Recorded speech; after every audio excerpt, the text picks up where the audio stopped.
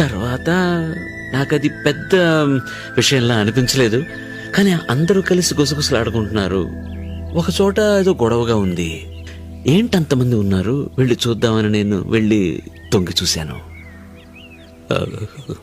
మా అమ్మ నేల మీద చలనం లేకుండా ఉంది. నా కళ్ళ నుంచి ధారాపాతంగా కన్నీరు.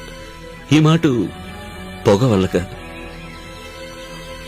అమ్మ కోసం అమ్మా అమ్మ లేమ్మా లేమ్మా అని చాలాసార్లు లేపి చూశాను. లేవలేదు. చేతిలో నాడి లేదు, నాకు తోడు లేదు. అనాథ అనాథ అని తెలుగులో ఒక మాట ఉంది. ఆ మాటకున్న పూర్తి అర్థం నాకు ఆ రోజు తెలిసింది. ఆ తర్వాత నేను అనాథగానే ఉన్నాను.